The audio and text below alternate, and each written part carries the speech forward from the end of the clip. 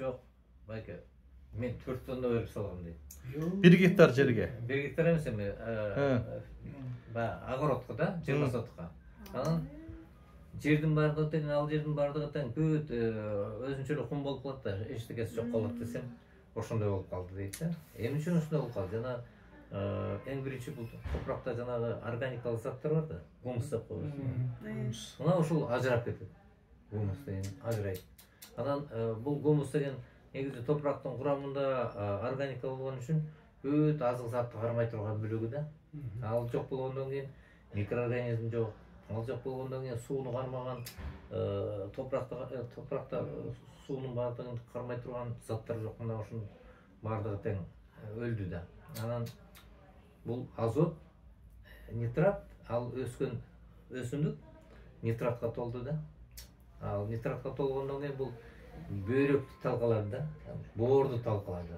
Анткени бүт биз жеп аткан тамактын баары ашказан аркылуу кетет да. Анан ошон үчүн жанагы муну аябай көп жеген өсүмдүктөрдүн ичинен түштүктө кайсы батыраак чыгат деп дарбыздарды эметебиз да. Дарбыздар, майлы сайда. Шамалды сай. Шамалды сайда. Анан булардын көбү ошол чоң болсо, жакшы болсун деп туруп селитр беришет. 1 гектарга ошо 1 тоннанын тегерегинде кетет да. Өзү 200 гектар, 200 килограмм норма. Атак жок, нормал топурактын курамында анализге карап, анализдеп туруп анан нормасы чыгыш керек да. Андан экинчиден бул фосфор, калий деген жерсемтиштер бар да. Бул ошолор жок. Андан сырткары микроорганизм, микроэлемент деген бар. Макро, микроэлемент. Анан жана биз тамак жегенде 2,5 килограмм биомасса бар деп атпайбызбы, микроорганизмдер ар бир эмеде. Топурак деле ошондой жандуу нерсе да. Мына ошолордун баардыгы болуш керек да. Анан ошо таза келет. Анткени андан сырткары сиз берки чыккандан кийин дарылап атпайсызбы, ошону айтпайсызбы? Жана китайский немелерди. Эми мына биз бул өсүп аткан мезгилде эмне берип атабыз? Целый система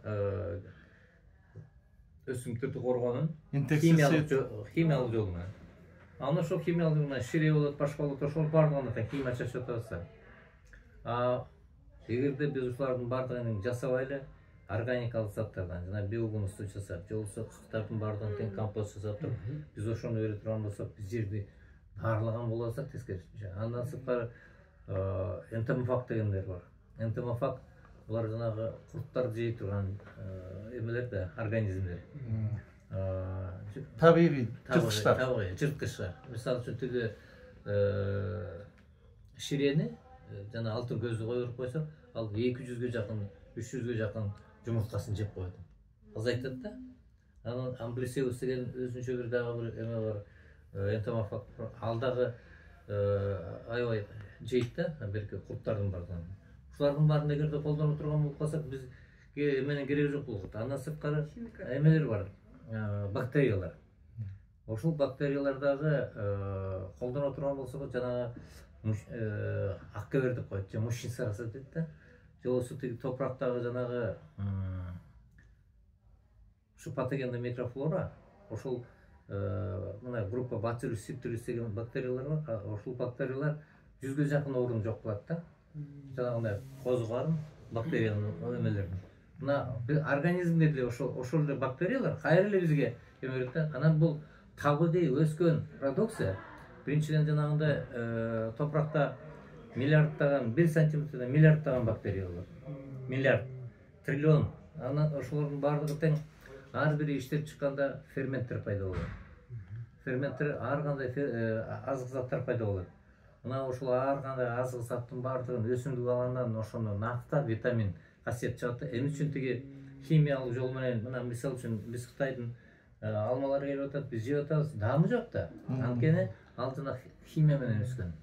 Табигый өскөндө өсүмдүккө кандай иммунитетин көтөрүш керек? Өсүмдүк өзү дагы жүрүү организм да. Өзүнүн иммунитетин көтөрөт. Мына ошол иммунитет көтөрүлгөндө өсүмдүктө катылып жаткан нерселер чыга баштайт да. Кандай десем, биз ушул жанагы Алла Таала берген касиет чыгат.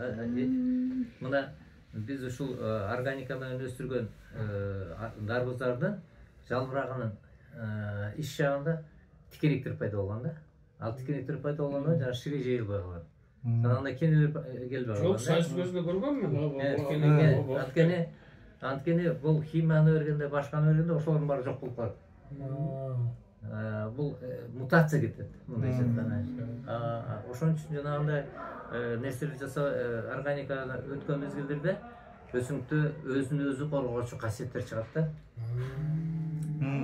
Мисалы үчүн иммунитети иммунитети көтөрүлөт, өзүн сактайт. Анан топурактагы жанагы нымды сактай турган микроорганизмдер көп болгондо, иштегенде топуракта калган калдык, жалбырак, башкалардын баары тең кайра органика өткөн мезгилдерде топурактын структурасы өзгөрөт. Баягы боп-боз болуп жаткан топурак акырындан кара топуракка айланат дагы ошол нымды да сактайт да. Мына ошол бул нерсеге өтүш үчүн баягы ден соолук керек десек, бүгүн биз ушул эмеге өтүшүбүз керек да. Органикага өтүшүбүз керек. Бүгүнкү күндө айтпайсызбы? Органикага өтүш кыйын деп. Органика өтүш кыйын эмес. Бул топурактын өзүндөгү микрофлораны кармаш үчүн, үстүндөгү абадагы микрофлораны кармаш үчүн, өсүшүнө шарт түзүтүш үчүн буларга көп деле келишүүнүн кереги жок. Химияны бергенде биз энтомофагты өлтүрүп атабыз, жанагы пайдалуу жырткычтарды, эмелердин баардыгын тең, өйдөгө чылдыйып ошондордун баардыгын тең. Андан сырткары биз өсүмдүктү мутация алып келип атабыз да, мутировать этип. Анан жанагы чачып атканда дагы ар жума сайын, 10 күн сайын чачышка туура келип калат. Мына ошонун баардыгы тең калып атат өсүмдүктүн өзүн. Аны жегенден кийин анан бизге эмнеге кетип атат? Боорго кетип атат. Биз ууну кетип атабыз да. Мына мисалы үчүн бир эле действующий веществону айтам, имидоклоприл деп коет. Ал имидоклоприл ал жанагы боевой отравляющий вещество, жолдошто согушту нервно-паралитический действие, аракет, таасир бере турган эле зат. Газовый экен да. Анан мына ошол нерселерди колдонуп атабыз да. Анан булардын дагы дем алганда кире турганы бар. Экинчиден жанагы системный дегени бар. Организмине өтүп кетет. Ошол жака туруп калат да, 15-20 күнгө чейин эме болуп жок болбойт. А бирок 15-20 күн деп производитель жазып атат өндүрүшчү. Бирок ошол эле мезгилде аны текшерген бизде эч бир лаборатория жок. Жок. Анан системасын да билбейт. Бизде жанагы химиялык заттарды колдонуш үчүн ошол инструкция өтүш керек. Бизде эч ким өткөн жери жок. Анан аны чачканда дагы мындайынан эмели респираторлорду колдонуш керек. Колуна жанагындай эмелерди аны эч ким эметпейт, колдонбойт. Анан чачканда дагы эртең менен эртең кечинде чачыш керек. Булар накта күнүсүп атканда чачат да. Ошону ууланып атат ошол балдар дагы. Аны текшерген эч ким жок. Алардын баары тең ооруп атат. Мына ошонун баардыгы эле келип эмне болуп атат? Биз өзүбүздүн улутубуздун жаныбыздын баягы эмесин тең эң негизги байлык болгон элдин ден соолугун бузуп атабыз да. Бир эле дыйкан мисалы үчүн 30-40 тонна продукция чыгарат. Бир эле дыйкан. Элестеткиле 30-40 тонна канча адам жейт. Мына ошонун баардыгы тең мындайча айтканда бүт эме болуп зыян алып келип атат да. Мына ошон үчүн жана көп эле айтып аткан нерсебиз, ден соолугубуз керек болсо, биздин өзүбүздүн келечек керек болсо, биз органикага өтүш керек деп тамак ашты. Жакшы жей тургандай болушу керек. Мына келип аткан продукцияларды эгерде биз таза продукция жей турган болсок, анан дагы бир маселе да, ушу колдонууда мына баягында сиз өзүңүздүн агаңыздыкына бардык, бүт жакшы алмаларды сатып ийиптир дагы өзү бырышкан агаңыздыкына барып 1 килограмм алма жей албай келдик, ноябрда. Анан кыргыз бүт тандап жакшысын сатып ийет дагы. Мына декабрга барып түгөнөт. Декабрдан баштап кайра Кытайдыкын жейбиз. Апрель, жарым ай, жарым жыл. Ушундай бир элди да бир кызыктай болуп атат да элибизчи. Жок, эми мындай нерсе бар да. Биз баягы союздун убагында түзүлгөн системадан алыстап кеткенбиз да. Бул пландуу системадан. Экинчиден биз көлөмдүү ири өндүрүш чарбадан майдаланган чарбага өтүп кеттик да. Ар ким билген намазын окуйт. Баягы өнүгүп жетип келген индустрия эмеден чарбадан биз азыр артка кетип калдык да, ошо көп жыл артка кетип калдык. Эми азыр болсо жаңыдан кайра ирилештириш деген сөздү кайра айтып атпайбызбы? Анткени бул ирилештирилбесе, биринчиден агротехника жок болуп атат да, жанагындай майда чарбаларда. Анткени бирөө колдонсо бирөө колдонбойт. Эмне үчүн тиги биздин талааларыбызда бирөөнүн продукциясы жакшы, бирөөнүкү начар болуп аткан ушундан да. Анткени жалпы технология жок.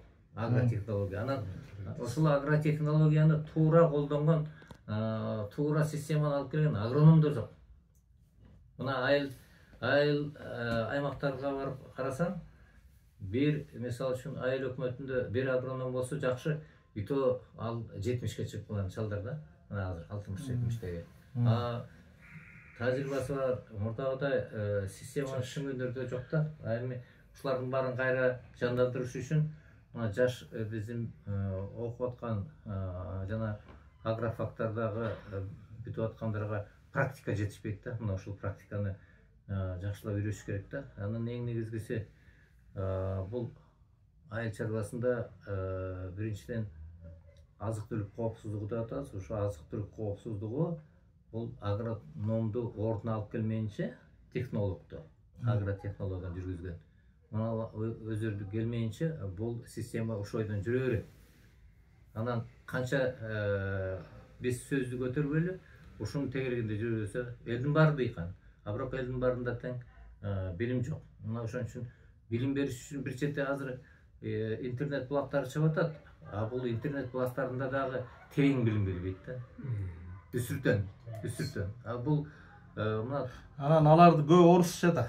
Орустун кыртышы үчүн, эми орусчаны климат үчүн иштеген нерсе бизге иштебейт. Эми баягы орусча болгондо дагы ошону которуп берет, туура которуп, туура колдоно турган киши жок да. Эми чарбанын баардыгы тең нормально болуш үчүн да реформа керек да бизге негизи. Реформа керек, анткени мындай майда чарба менен биз алыска чуркай албайбыз, алыска бара албайбыз.